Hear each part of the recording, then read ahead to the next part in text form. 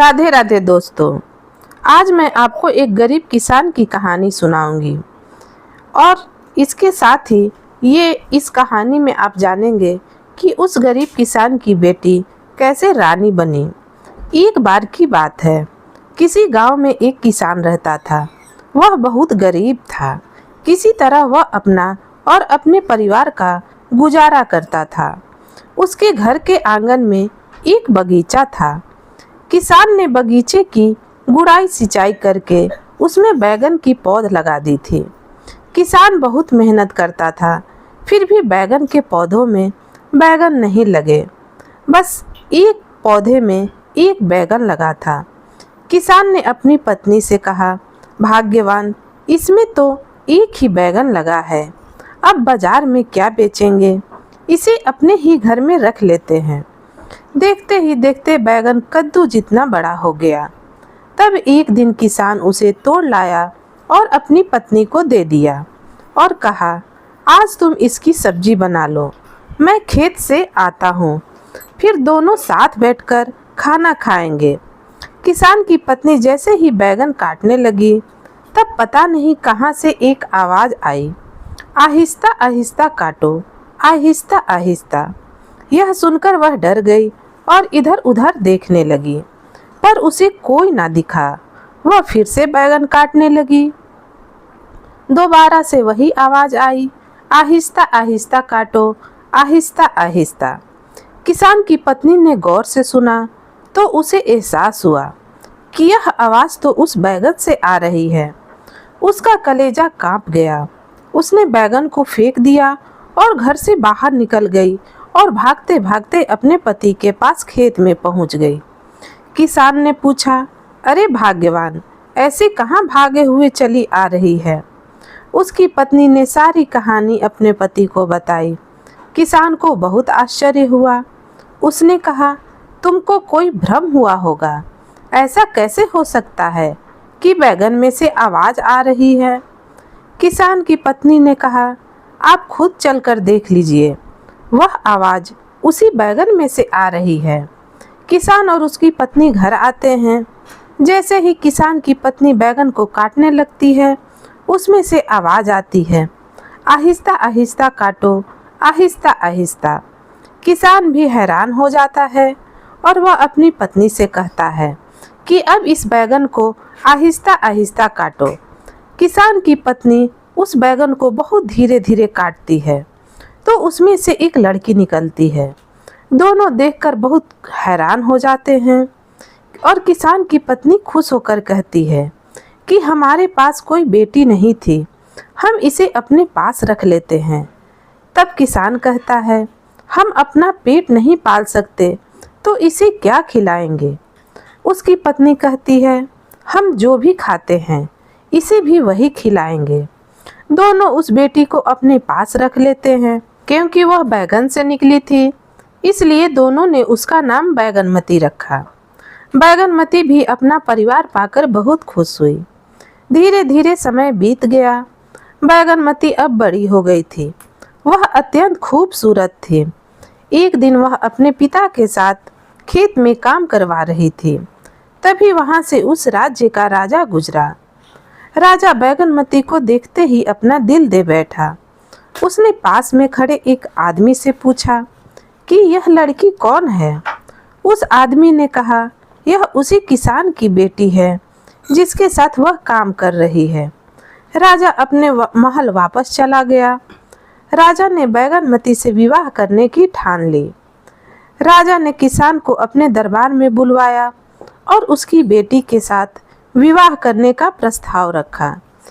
किसान ने राजा से कहा, महाराज, वह मेरी स्वयं की पुत्री नहीं है। राजा ने कहा, जो कहना है साफ साफ कहो।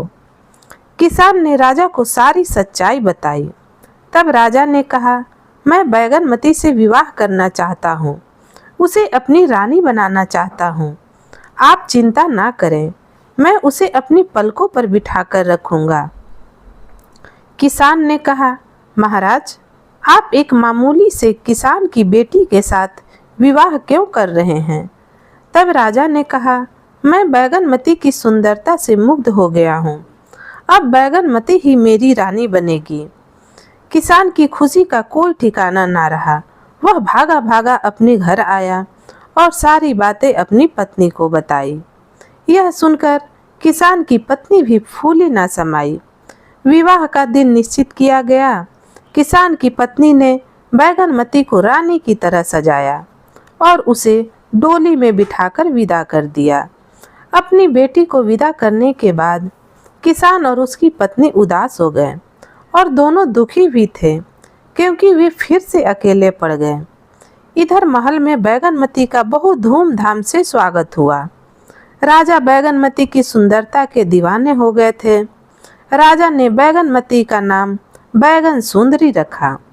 पूरे महल में बैगन सुंदरी की सुंदरता की चर्चा होने लगी। राजा की 2 और रानियां भी थीं, परंतु राजा तीनों में से सबसे ज्यादा प्यार बैगन सुंदरी से करते थे। वे हर समय उसी के पास रहते। बैगन सुंदरी जो भी मांगती, राजा उसके लिए वह सामान तुरंत उसके सामने पेश करते थे। वह जो चाहती, राजा वही करते थे। राजा की पहली पत्नी अर्थात बड़ी रानी को यह बिल्कुल अच्छा ना लगता। वह बैगनमती की सुंदरता से जलने लगी थी, क्योंकि राजा अब उसी के साथ ही वक्त बिताते थे। बड़ी रानी की तरफ ध्यान भी नहीं देते थे। बड़ी रानी को बैगन सुंदरी फूटी आंख नभाती थी। एक दिन बड़ी रानी ने बैगन सुंदरी से कहा, बैगन सुंदरी, तुम तो इंसान के पेट से पैदा नहीं हुई हो, तुम्हारी जान किसमें है? बैगन सुंदरी ने कहा, बहन, जैसे सबकी जान उसके हृदय में होती है, वैसे ही मेरी भी जान मेरे हृदय में है। ऐसा कैसे संभव हो सकता है? बैगन सुंदरी, तुम्हारा जन्म तो इंसान के पेट से नहीं हुआ है, तो तुम्हारी जान हृदय में कैसे हो सकती है? बैगन सुंदरी सोच में पड़ गई कि बड़ी रानी उससे यह सवाल क्यों पूछ रही है। बैगन सुंदरी ने बात को टाल दिया, पर बड़ी रानी पीछा कहाँ छोड़ने वाली थी। जब भी वह बैगन सुंदरी के पास बैठती, यही सवाल पूछती। एक दिन जब बैगन सुंदरी बगीचे में बैठी हुई आनंद ले रही थी, तब बड़ी रानी उसके पास गई और बातों ही बातों में फिर से पूछने लगी, बताओ न बैगन सुंदरी, तुम्हारी जान किस में बसती है? बैगन सुंदरी ने कहा, बहन, तुम मेरी जान के पीछे क्यों पड़ी हो? बड़ी रानी ने कहा, बैगन सुंदरी, मैं तुम्हारी जान के पीछे नहीं पड़ी हूँ। शायद तुम्हें इस बात का ज्ञान नहीं, क्योंकि तुम एक मामूली से किसान की बेटी हो, पर हम राजवाड़ों के बहुत से दुश्मन होते हैं। बस इसलिए मैं तुम्हें सतर्क करना चाहती हूँ। अगर तुम मुझे बता दोगी कि तुम्हारी जान किसमें है, तो मैं तुम्हारी रक्षा कर सकती हूँ। बस इसलिए मैं तुमसे बार बार यह सवाल पूछती हूँ। बैगन सुंदरी ने कहा, बड़ी रानी, समय आने पर मैं आपको बता दूंगी। बड़ी रानी ने कहा, बैगन सुंदरी, तुम याद रखना, तुमने मुझे वचन दिया है, अब तुम्हें बताना ही पड़ेगा। बैगन सुंदरी ने कहा, हाँ बड़ी रानी, वक्त आने पर मैं सब बता दूंगी। बैगन सुंदरी मन ही मन यह सोच रही थी कि बड़ी रानी उसकी जान के बारे में क्यों जानना चाहती है। एक दिन बैगन सुंदरी ने राजा से कहा, महाराज, अगर मैं मर जाऊं तो मेरे शरीर को जलाना मत। इतना सुनकर राजा ने बैगन सुंदरी के मुंह पर हाथ रख दिया और बोला, बैगन सुंदरी, यह कैसी अपशगुन बातें कर रही हो? बैगन सुंदरी ने राजा से कहा, महाराज, मरना तो एक दिन सबको है, इसलिए आज मैं आपको सब कुछ बता देना चाहती हूँ।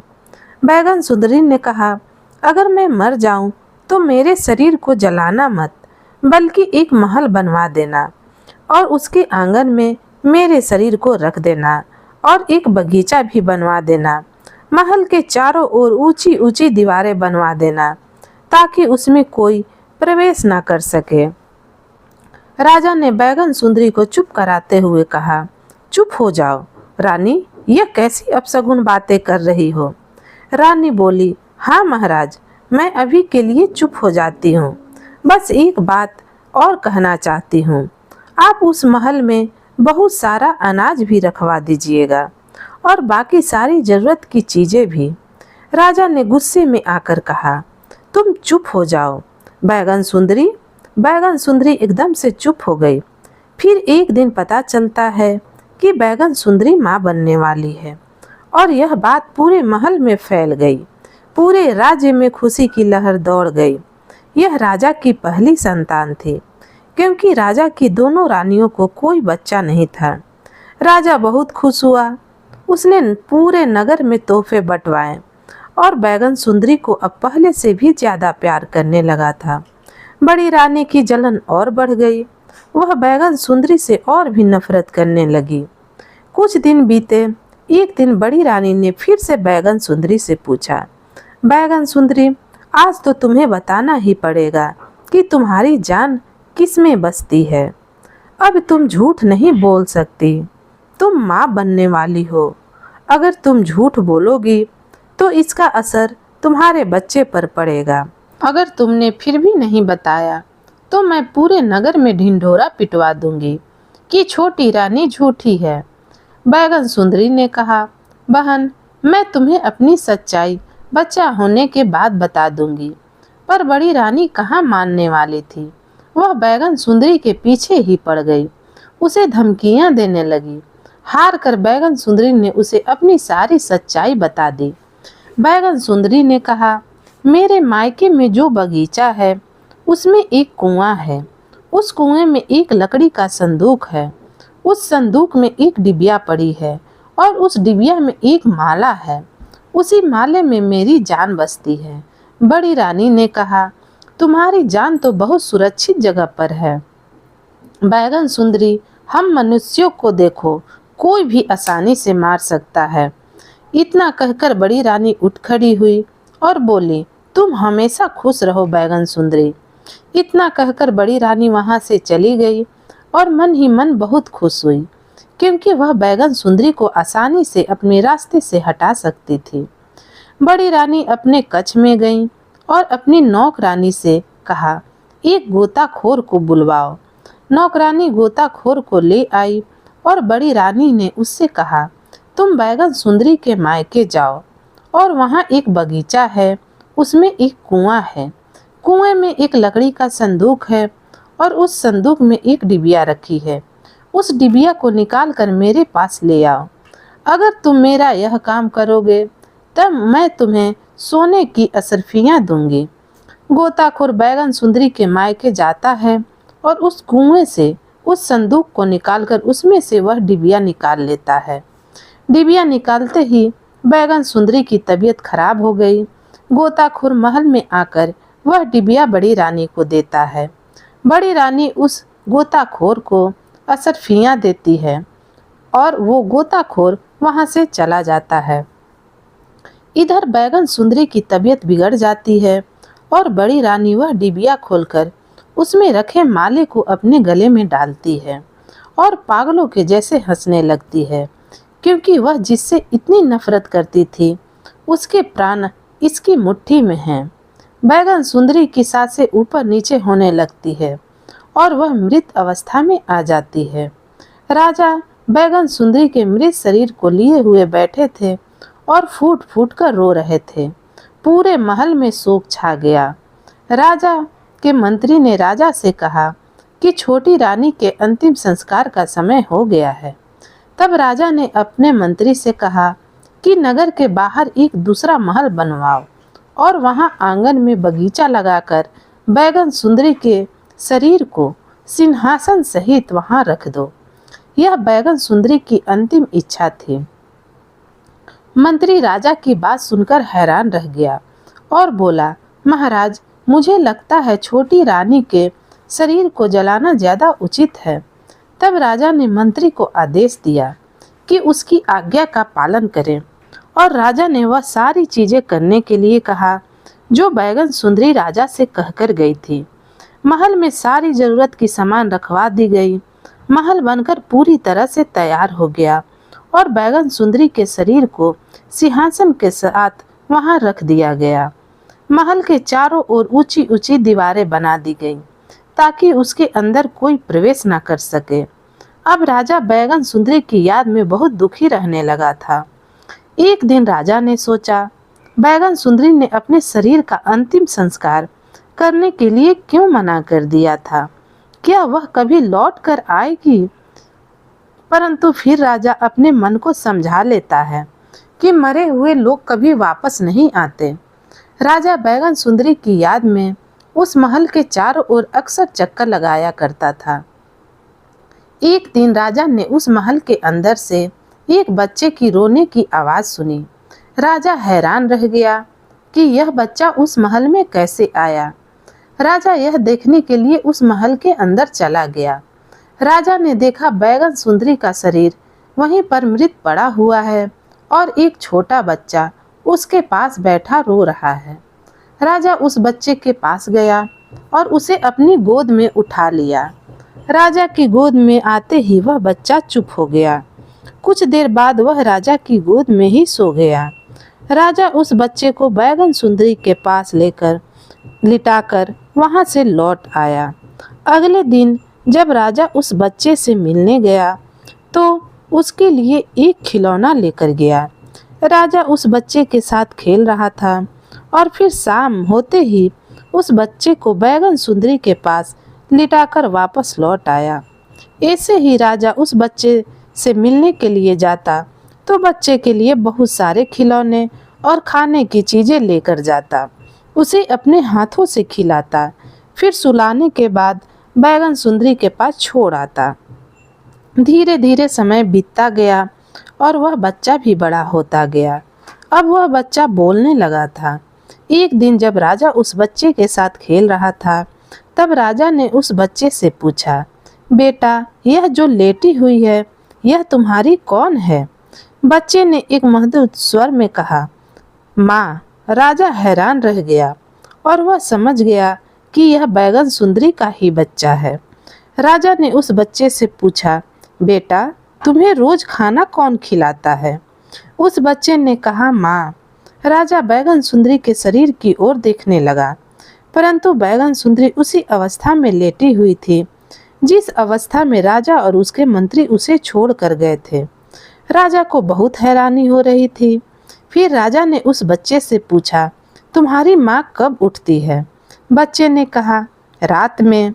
राजा ने बच्चे से कहा, बेटा आज रात में जब तुम्हारी माँ उठेगी तो तुम माँ से यह सवाल पूछना कि वह रात में ही क्यों उठती है और दिन में क्यों सोई रहती है। इतना कहकर राजा उस बच्चे को बैगन सुंदरी के पास सुलाकर चले आते हैं। रात हो जाती है, बैगन सुंदरी उठ जाती है। जैसे ही बैगन सुंदरी अपने बच्चे को खाना खिलाने के लिए आती है, बच्चा कहता है, माँ मेरा पेट पहले से ही भरा हुआ है। बैगन सुंदरी हैरान हो जाती है कि इस महल में तो कोई आ नहीं सकता, फिर मेरे बच्चे को कौन खाना खिलाया? बैगन सुंदरी ने बच्चे से कहा, बेटा तुम्हारा पेट कैसे भरा हुआ है? तुम्हें कौन खाना खिलाकर गया? बच्चे ने कहा, राजा जी आए थे और वह रोज आते हैं, मैं उनके साथ खूब खेलता हूँ। फिर बच्चे ने बैगन सुंदरी से कहा, माँ राजा साहब ने एक सवाल पूछा है। बैगन सुंदरी ने कहा, पूछो बेटा। बच्चा कहने लगता है कि आप रात में ही क्यों उठते हैं और दिन में क्यों सोती रहती हैं? बैगन सुंदरी सब समझ गई कि राजा सारी सच्चाई जानना चाहते हैं। उसने सोचा सारी सच्चाई बताने का सही समय आ गया है। उसने अपने बेटे से कहा, बेटा कल जब राजा जी आए तो उनसे कहना कि बड़ी रानी ने जो अपने गले में माला पहन रखी है उसी में मेरी जान बसती है। दिन में बड़ी रानी उस माला को अपने गले में पहन कर रखती हैं और जब रात में सोते समय उसे उतार देती हैं तो मैं जग जाती हूँ। बेटे ने अपनी माँ से कहा, माँ मैं राजा जी को सब बता दूंगा। अगले दिन सुबह जब राजा उस बच्चे से मिलने के लिए आते हैं तो बच्चा राजा जी से सारी सच्चाई कह देता है। राजा समझ गया कि बड़ी रानी बैगन सुंदरी से जलती थी, इसलिए उसने ऐसा किया। उन्होंने बैगन सुंदरी का राज पूछा और उसे मार दिया। अब राजा योजना बनाने लगा था कि बड़ी रानी से वह माला वापस कैसे ली जाए। इधर बड़ी रानी अत्यधिक प्रसन्न थी। वह महल में सब पर हुकूमत कर रही थी। एक रात जब राजा बड़ी रानी के पास आते हैं, तब राजा बड़ी रानी से कहते हैं, रानी मुझे आपको एक बहुत ज़रूरी बात बतानी है। बड़ी रानी कहती है, बोलिए महाराज। राजा कहते हैं, मेरे जिगरी दोस्त का एक बेटा है। उसकी माँ अब इस दुनिया में नहीं है। वह बेटा अभी बहुत छोटा है। बिना माँ के उसका लालन पालन करना मेरे दोस्त के लिए बहुत कठिन हो गया है। अगर तुम्हारी आज्ञा हो तो उस बच्चे को हम महल में ले आते हैं। बड़ी रानी कहती है, जरूर, आपके दोस्त की मदद करना चाहिए। वैसे भी हमारी कोई औलाद नहीं है, तो हम उस बच्चे को अपने पास रख लेते हैं।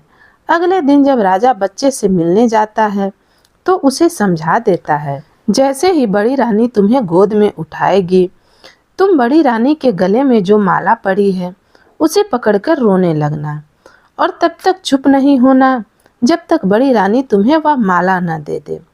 राजा बच्चे को महल लेकर आ जाता है। सब लोग उस बच्चे को बहुत प्यार करते हैं। एक दिन बड़ी रानी उस बच्चे को गोद में लिए हुए बैठी थी। अचानक बच्चा उस माले को पकड़कर रोने लगता है। बड़ी रानी बहुत प्रयास करती हैं, तरह तरह के खिलौने लाकर रखती हैं, परंतु वह बच्चा चुप होने का नाम नहीं लेता है। अचानक से बड़ी रानी के कक्ष में राजा आ जाते हैं और पूछते हैं, बड़ी रानी यह बच्चा क्यों रो रहा है? बड़ी रानी कहती हैं, महाराज इस बच्चे को ये माला चाहिए। तब राजा कहते हैं कि रानी इतनी सी मामूली चीज के लिए यह बच्चा इतनी देर से रो रहा है, तुम उसे यह माला क्यों नहीं दे देती? बड़ी रानी कहती है, महाराज यह माला मैं किसी को नहीं दूंगी, यह मेरा सबसे प्रिय है। राजा कहते हैं, बड़ी रानी मैं तुम्हारे लिए इससे भी महंगे और अच्छे गहने ला दूंगा, तुम यह माला इस बच्चे को दे दो।